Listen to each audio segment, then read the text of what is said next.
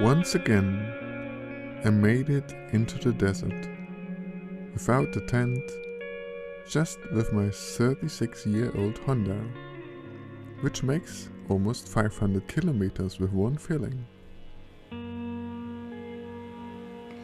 Tell me in thin paper about your love, breath like thick water, lives in my lungs. My skin is full of blackie. We thunder with 9,800 horsepower and over 38 knots, that is 70 kilometers an hour, over the Georgia's blue sea. We leave a snowy waterway until the horizon and smelly yellow browny smoke in the air. I wonder how many tons of high toxic heavy oil this speedboat will chase up in these 3 hours.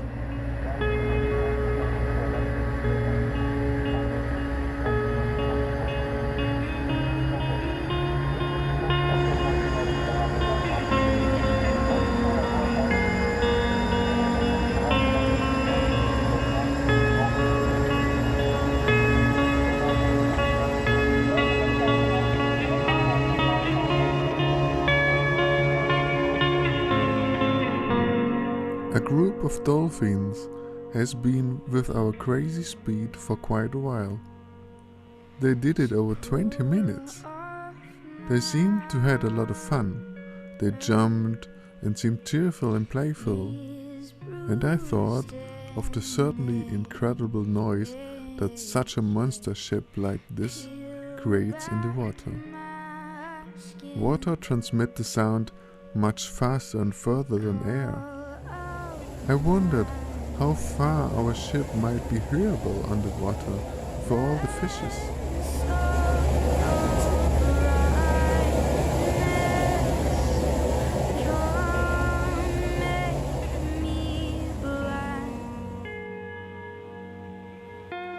To this present darkness, swallowed by My first hours in Africa and the hunt for a SIM card for my phone.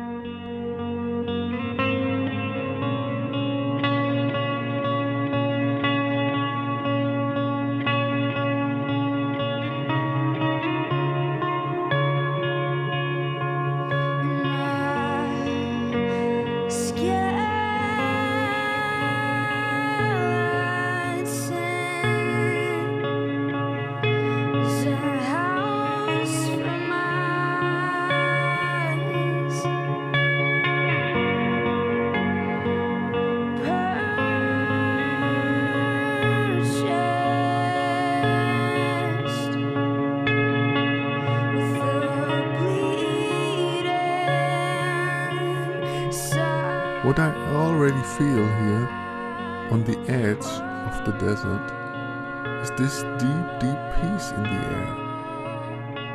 All the influences of us humans are already so far away.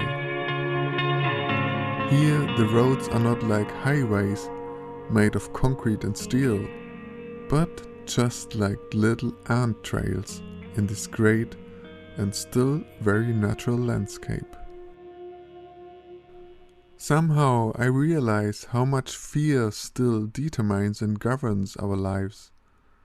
Fear of other people, fear not to do everything right, fear, etc. And here, all these knots dissolve only by the silence and peace that rules here.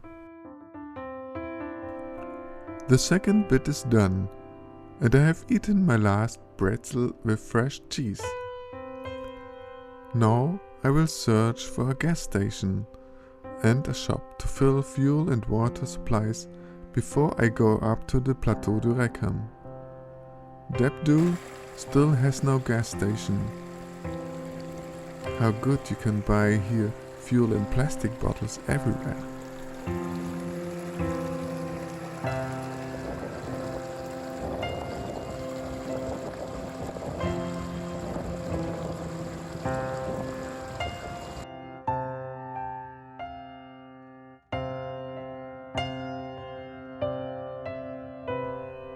I last look down into the valley. I leave now the civilization and come directly into an unreal and vastly wide lunar landscape. Here will be almost nothing anymore for about 250 kilometers. The loneliest part of entire Morocco. I have a little fear about the burning sun, because here is no shadow at all. But the atmospheric sunshades are again very generous with me.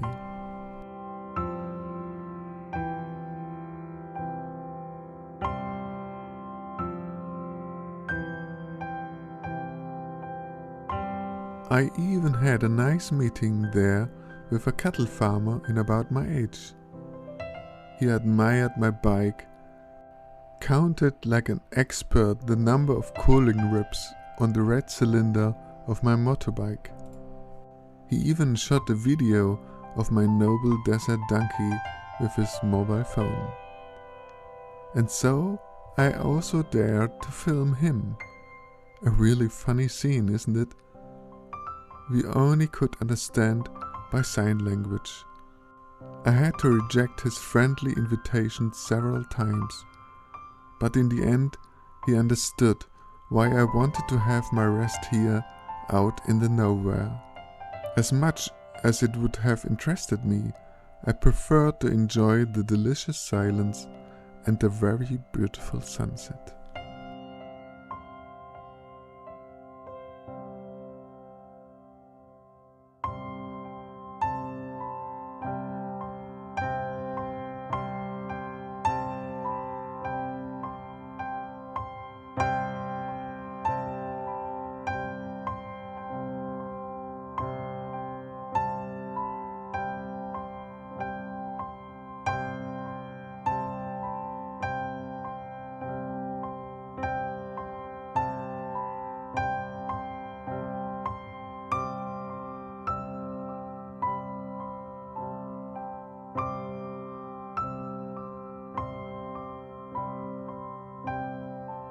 It is impossible to imagine how many small birds live here and how loud they sing here in the mornings.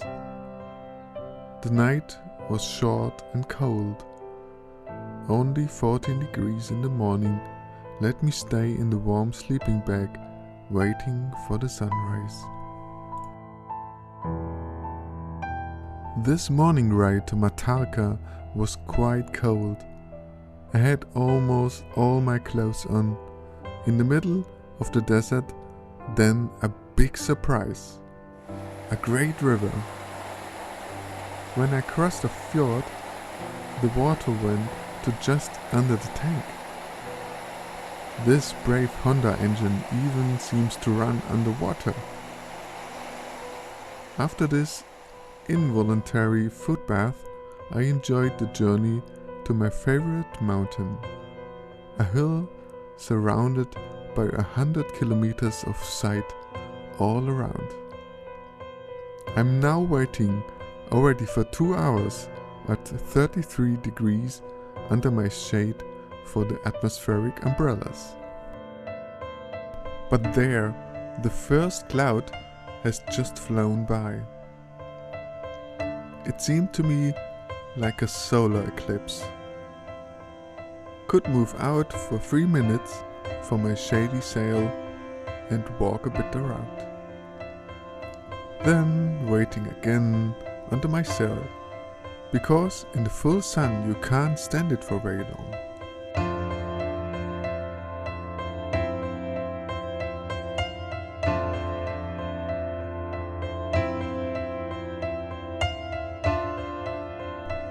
A biting, unpleasant smell of burned rubber frightened me, until I discovered that I had just left my shoes in the sun. feel like a bug on a turning kebab grill, trying to hide in any cracks from the terrible heat. Yesterday brought me many wonderful experiences. I got wet again, but this time from above. And how much? Half an hour later, the atmospheric sunshades were no longer waiting, and I could go on a walk around the hill. The lonely house on the top of the mountain turned out to be an abandoned guardhouse for an old radio station. I brought the motorcycle all the way up, steeply over the rocks, and I discovered a beautiful small cave, which I made myself as a very cozy sleeping place. Brilliantly, because one thunderstorm after another passed beside my mountain today, until it rained heavily in the evening. It hailed and tipped as from cans, and I sat comfortably with Hanuta and chips, along with a frog, in this wonderfully dry cave.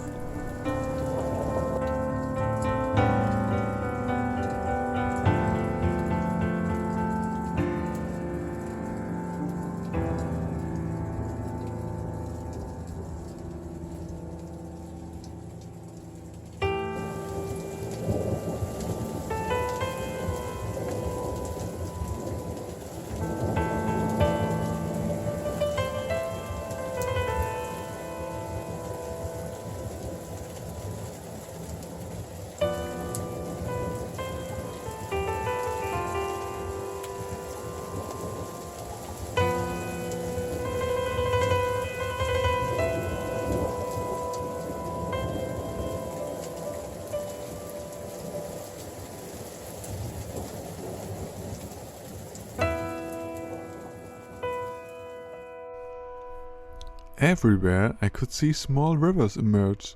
The whole country shimmered from all the water in the gleaming light of the sun.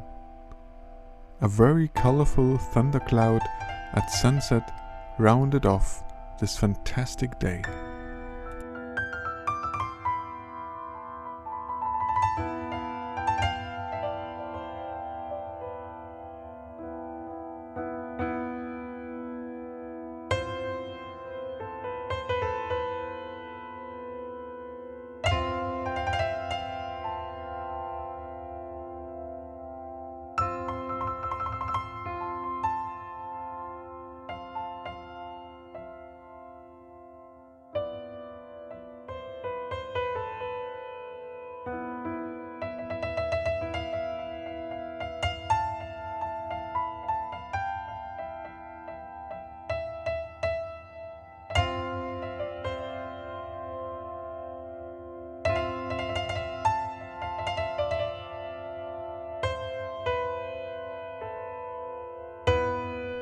I slept deeply, like a stone, in my great new residence. In the morning an icy wind blew. I was almost trembling while I had breakfast by the motorbike. Then I set off for a hike, to take advantage of the coolness of the morning. But already at 12 o'clock the sun got already so hot that I preferred to be in my cave again. I was even visited by a shepherd with his little son at the hottest time of the day. They wanted to invite me to their house 4 kilometers away. He even phoned up a friend for me who could speak 3 words of English and let me talk to him. But it did not help. I wanted to stay in my comfortable cave. They understood quickly.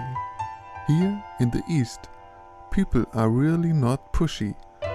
They showed me their house in the distance and climbed down again the whole mountain in the heat, which they had probably only climbed up for me and their own curiosity.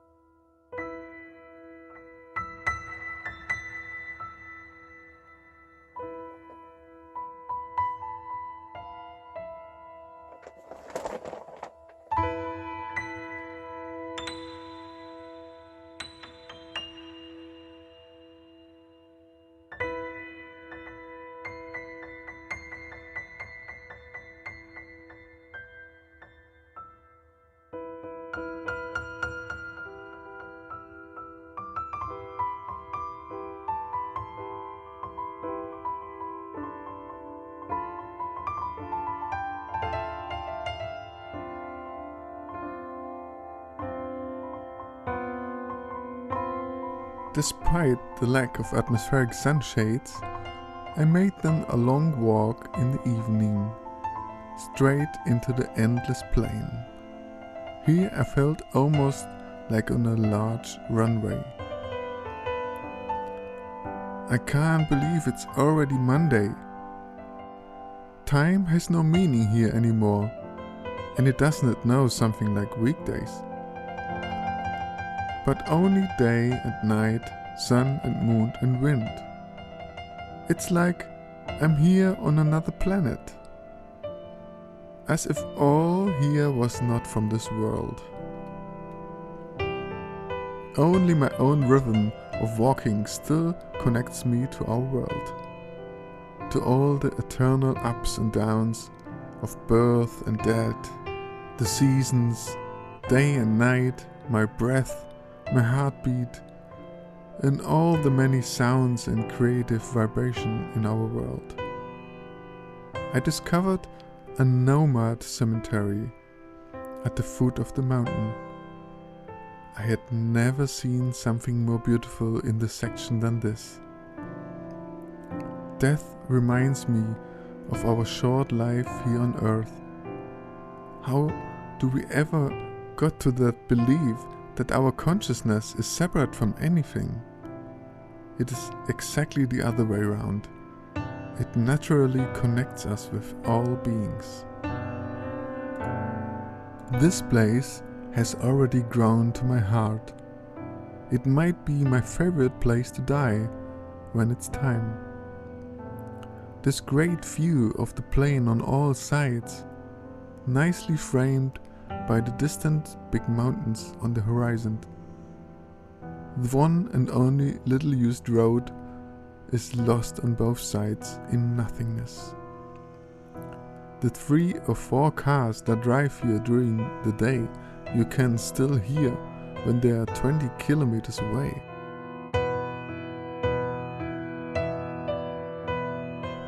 I leave this place, which is almost sacred to me, only wistfully. A little shepherd who suddenly came up out of nowhere helped me to go with his soft begging. But he showed me today the 2 rooms of this mysterious red house up there. They were both completely empty and not really locked. Good to know for the next time. The ocean of sand and stones that surrounded me here changed my view.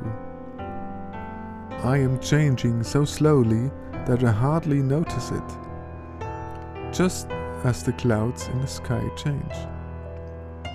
But my past life has almost disappeared. The desert is so empty that our own self is always the center of perception. The desert shows you so radically who you are. She's so hostile that you like to cling to your few belongings like to a rescue ring. And yet, you feel that the only help is just your inner strength and vitality. A force that was lent to you only for a very short time. Because the desert around you is so incredibly much older. Here almost nothing is changed faster than yourself. You are just as big as a grain of dust. And it may seem that the desert does not need you at all. But this is not like this.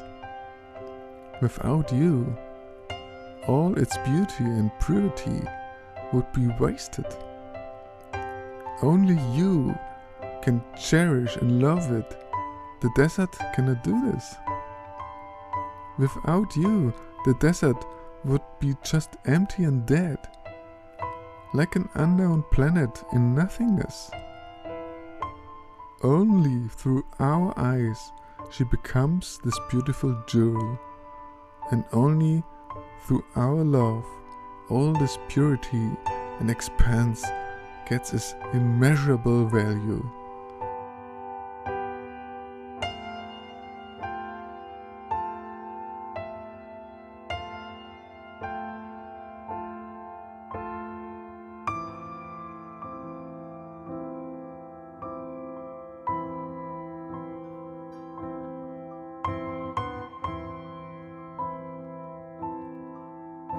I discovered this rock formation after I searched to rest by a tree today. The stones were as alive by some mystical spirits here. An absolutely magical place, with perhaps a few really old rock paintings that reminded me of the Namib Desert.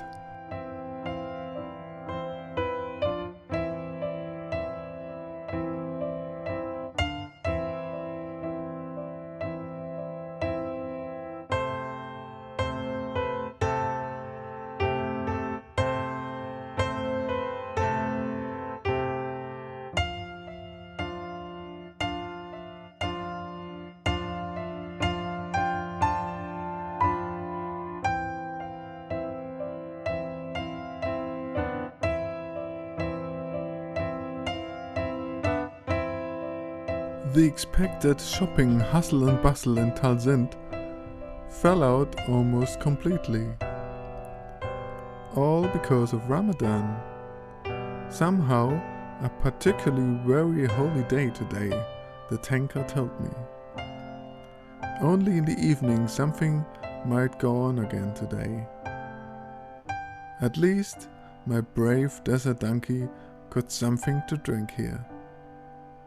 So I just went through the desert to Gurama and approached my favorite plains at Erich.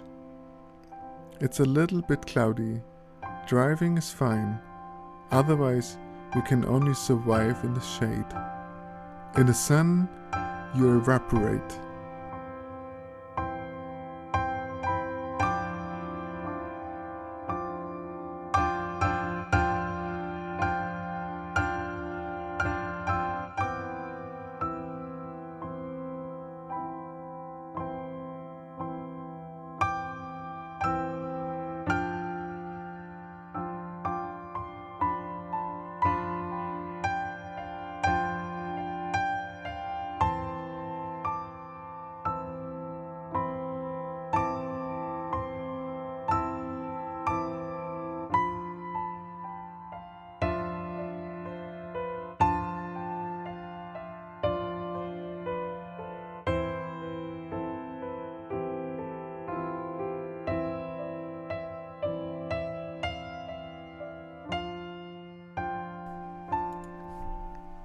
A small oasis with trees in the middle of the desert, just like in paradise. And a whole chocolate bar of Rittersportmuseum for lunch.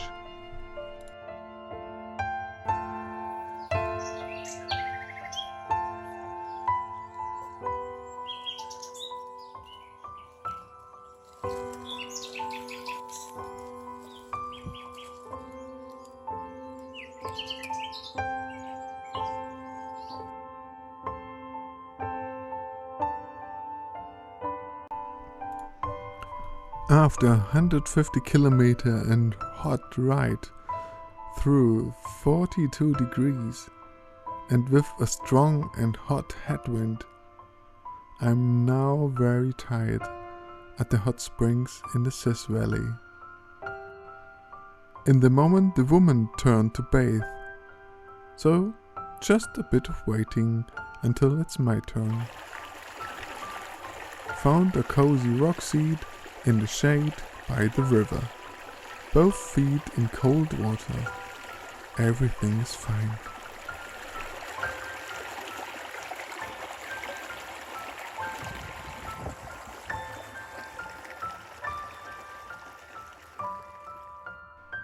Close to Karandu at my favorite place. Thank God there are now a few clouds.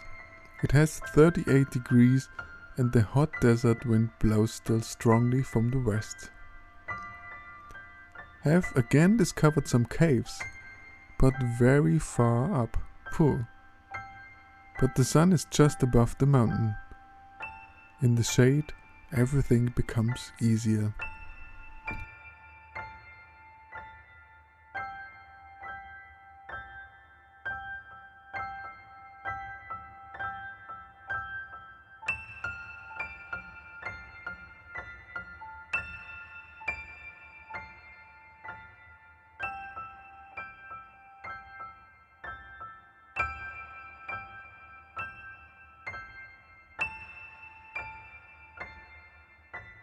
Some ask me if I was not afraid of snakes and animals when I'm out there so alone.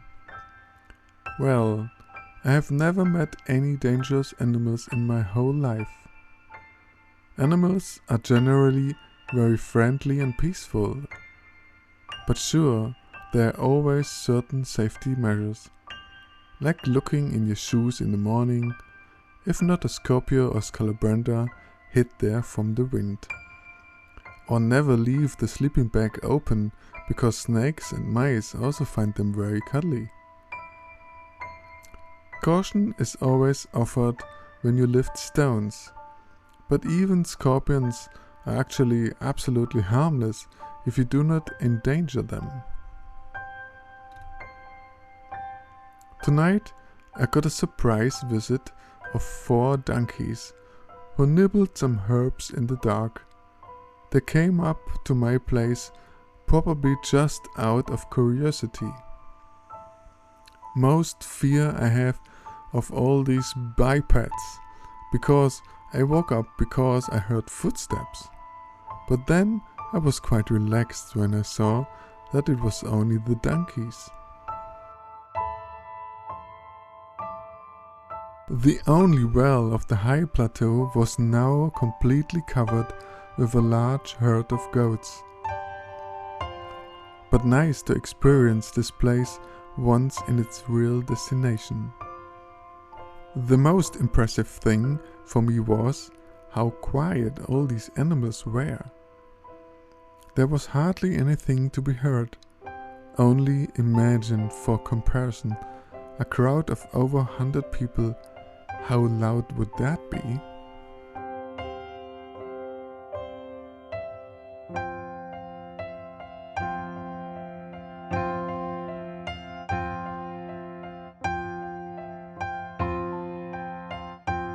Today I drive up the absolutely beautiful and unspoiled Sis Valley. 100 kilometers of pure dream road. We'll hopefully arrive tonight at the large lake at over 2000 meters in Michel, and hopefully I will go swimming there.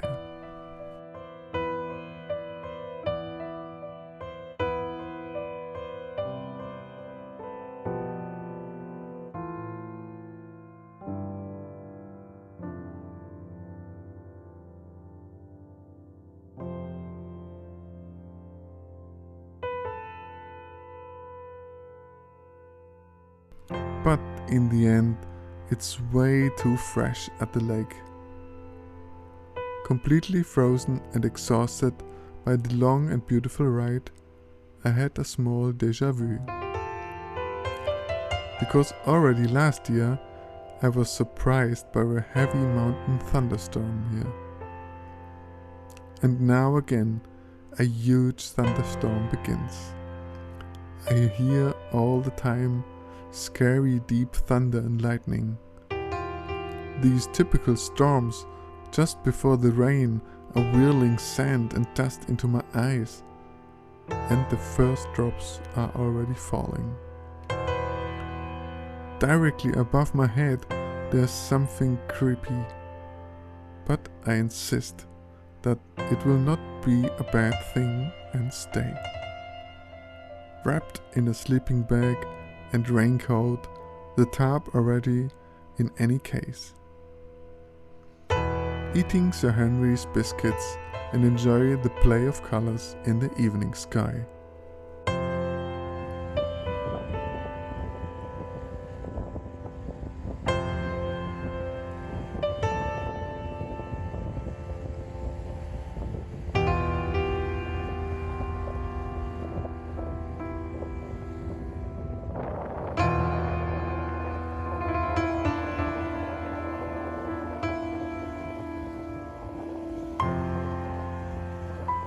It was a really exciting evening program yesterday.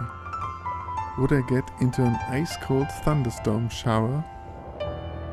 2 more stormy fronts were passing by. The last one when it was already dark, even with many flashes. But I must then have simply fallen asleep. When I woke up somewhere in the middle of the night, the full moon stood in the middle of a cloudless sky, and a cold, laminar wind blew as if it had to get somewhere else very urgently.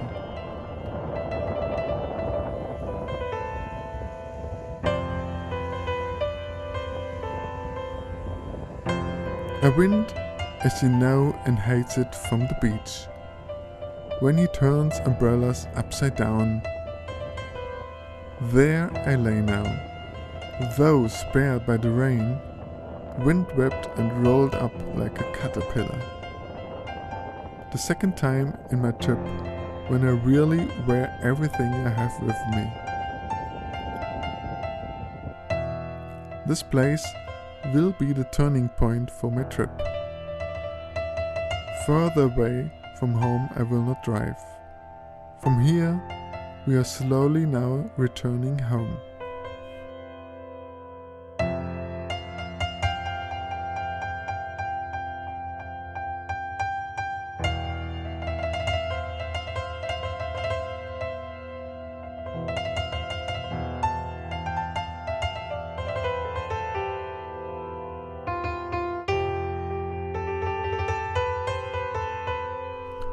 It is a dream here, and how nice to have such a brave bike. This dream road from Michel to Daniek just does never stop. It is unbelievably beautiful here.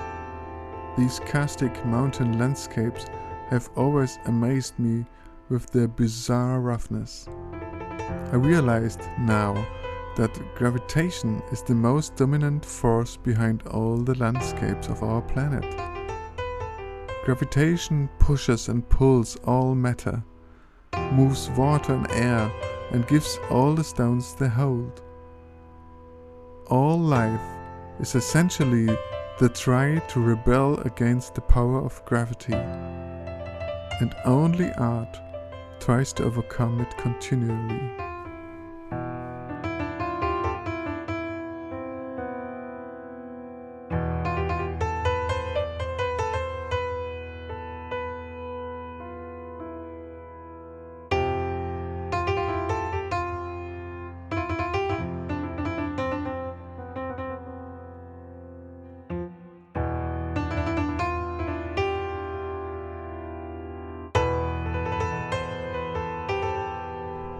A foot bath in the river. Then I have washed my t-shirt after I have aired it properly every day now. I wear it even wet. Feels like bathing, so cool. Bathing naked I don't dare here, unfortunately. I am very close to a village and I am on site. Respecting the strange general shame that is still hassle all the women here. We are really one step further here in Europe.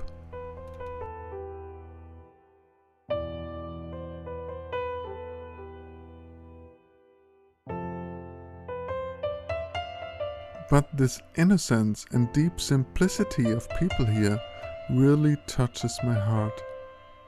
This is exactly the form of humility before life, which I often miss in civilization. Here a reference is given to me again about simplicity and modesty, which is so often lost. Our modern world is so far off, and we do not even notice it. This is what makes me feel sick so quickly about the decadence of our culture. And this is also the reason why I live there in nature in Andalusia. Apart from this, I'm the one who basically has a truly decadent life there. Or is that already megadent? When I see these fit and bright children's faces here in Morocco, I feel the happiness that these people still have. They may all have their difficulties in life, but here life is still alright. And in comparison, also still quite in harmony with nature. This is probably what I can take from here. Something about the luck of the simple people, which mostly live on this planet. But in fact, we in the Western world are too often already as on a completely different planet. And in a very different, really surreal times. Yet all this is at the same time present in the here and now. How beautiful that is actually. I had not even noticed so far. Here in Africa, all the people in the villages are still helping together with the harvest and the extensive further processing of the grain. Cutting, bundling, loading, transporting, drying, grinding, baking. Here in Africa, the bare necessities determine the life of the people, and not the conceptions as in our countries. We are a huge step further, but unfortunately at the expense of many abused countries, like here in Africa. With how little would be much more possible here, like in education and self-determination. But we in our rich countries are obviously too stingy and too greedy. And perhaps this might be the heavy burden of these injustices that does not allow us to really enjoy what we all have, but leaves us still unsatisfied despite all that we have piled around us. Desperate on a fatal and hopeless search for real satisfaction and happiness, which unfortunately very often engages us even more in all our conceptions. A kind of devil's circle, which perhaps we have not yet mastered in our clever little minds.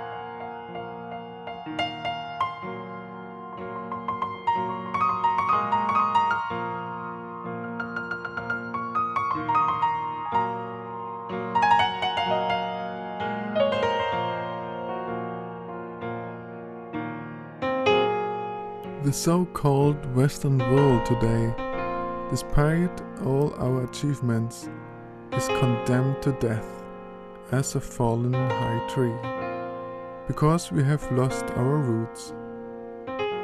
We are no longer in tune, but torn out of the bottom of facts, and now more like a beautiful but rather strange abstract thing that will soon be blown away again by the wind of time. I am outside of the cool high Atlas again. The rain once again just hit me, but only a few drops. I have now found my sleeping place for today, once again simply fantastic. My dinner was quite strange but delicious. Goat cheese sliced, garnished with peanut butter and tomato paste, together with peas from the can. For dessert, creamy vanilla yogurt with Sir Henry biscuits. Then, of course, a bit of dark chocolate, and as a crowning conclusion, an extra sour jelly bar.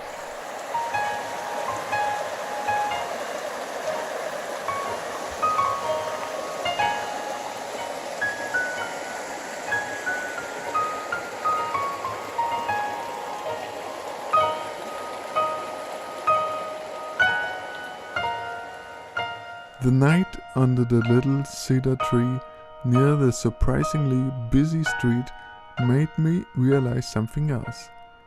For almost a whole week I've just heard only a single car at the same time. A sound that slowly turns on and off again. But here I am probably already out again from the really lonely regions I have been. Here the sounds usually overlap with 2 or even more vehicles.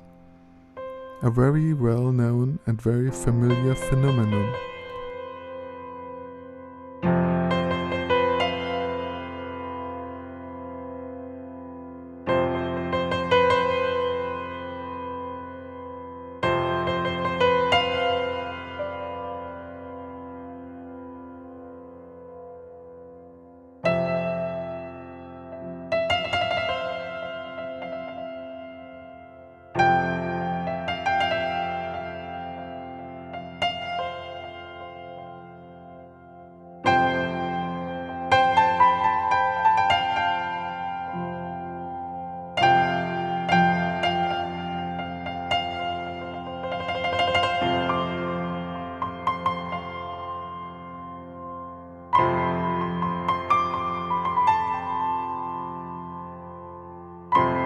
After a cool, refreshing bath in this dream pool here, I washed my hair at the ice-cold well.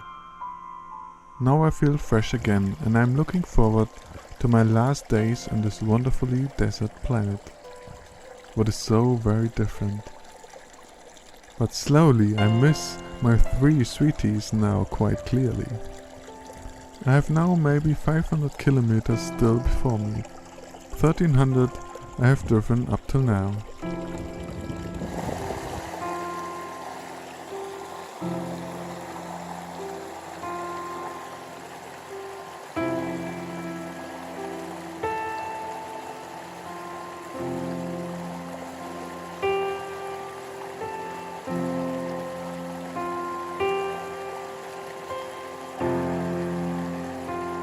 Maybe a small love letter to Morocco. We are in a country where in the summer the buses drive with open doors, where you can see many people on the streets walking from village to village, in which you can buy toilet paper still in single rolls, in which 2 cars which meet in the middle of the country road sometimes still stop to chat with each other, in which the loads are usually still transported with donkeys or on the head, in which the stores have hardly any poppycock, but in every shop almost everything you really need, where the old shopkeepers often calculate your bill by hand on a paper and usually need quite long for any kind of mathematics, where you are frightened each time before the oncoming traffic because it's not often happening and the streets are almost only 1 lane, where it's so hard to find any garbage cans, and in which the police sometimes only stops you from pure boredom to hold a little chat with you.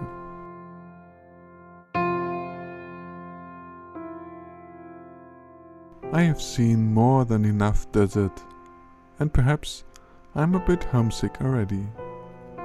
I decided now for the short way home. I will go straight over the Middle Atlas directly to Gursif and drive from there to Nador and Melilla. I have the ferry already early tomorrow morning at 7 o'clock. Tomorrow I'll be back home for lunch. I just need to air my t-shirt a little longer today, because I still have 113 kilometers, with a striking opposite wind again. And also a whole sea to cross before me. I'm still very fast on big roads, through the cool wind under a blazing sun.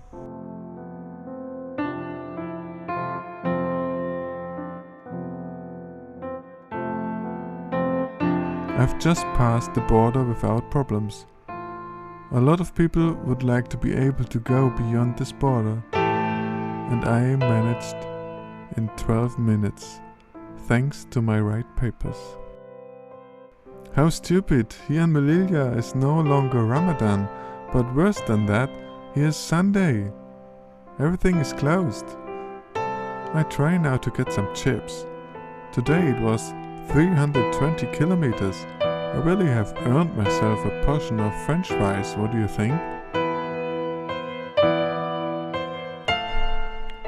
In these 10 days of my whole trip here in Africa, I have consumed with fuel, food and everything exactly 69 euros or 750 dirham.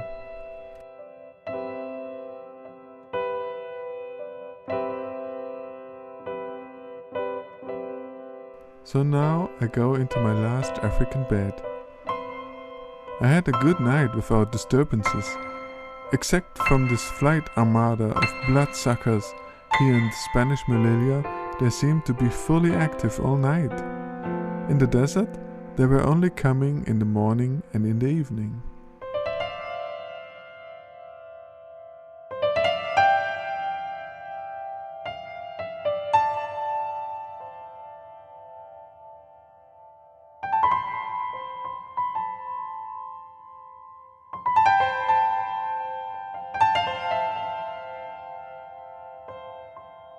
Yes, it was nice. Not to say again like last year, 100%, full points. No, it was actually more than perfect. It was magic. I was so lucky again with beautiful places, and I have experienced so much fun with myself and my beloved great Dido, or called Desert Donkey.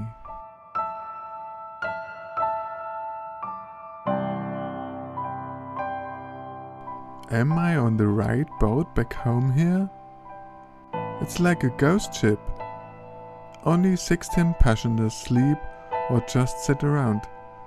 I seem to be the only one on the ship. The restaurant and the deck is completely empty. Only the TVs are producing with their eccentric sounds the illusion that there is still someone there. It is almost a little scary on this luxurious, almost empty ghost ship. Is that all real? This is another example of the insanity of our over-minded world. In other cultures, they will go only when there are enough passengers. No one really has compelling circumstances here. And if someone really has, then he would simply pay the rest of all the others just to get going. But with all our compelling circumstances, the timetable must always be respected, no matter what it costs, no matter how absurd it is sometimes. A ship that could actually transport 1,600 people drives then only with 16, and of course also needs almost the same amount of fuel.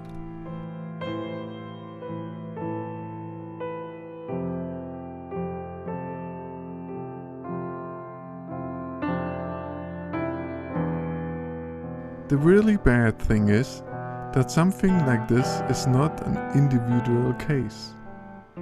Just think of all the food stores, for example, which always offer the whole range of their goods, instead of simply selling what is just there. But now we always want everything and still just the best.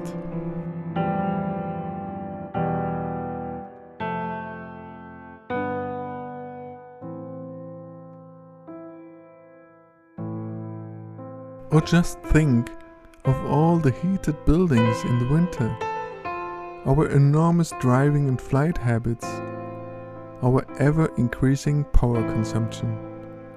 Here too, we are so far away from good and evil, too far perhaps to be really real, to feel something which is perhaps ecological more adequate, too far already to be able to recognize it at all.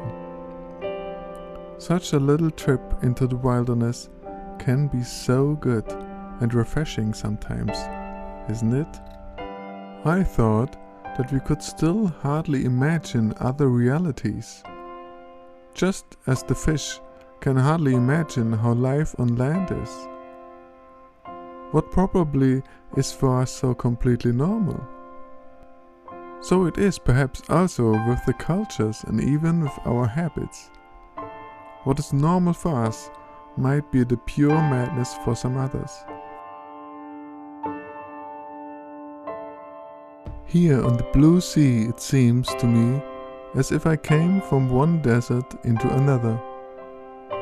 The vast plains of Africa have fascinated me the most. Like here on the ocean, you can feel the slight curvature of our earth crust. There we can most naturally feel this whole big planet. Man, what is this planet huge! On the naked bark of our planet. We would certainly have had enough space on this small boat today, but we went with a whole giant Grand Hotel, with now pushes like a massive white fortress into the small harbor of Montreal.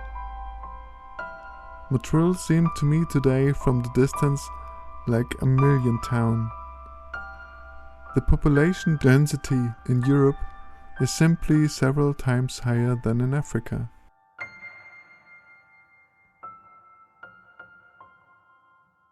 We will be at the port very soon, and then I'll go home.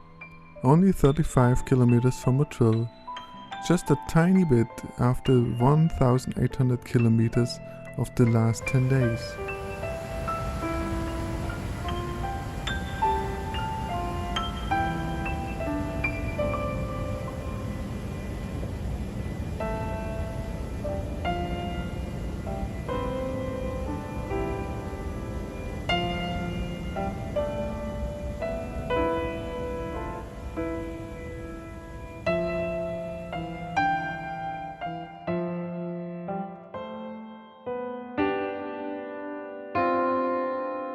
Also my home looks again so very beautiful.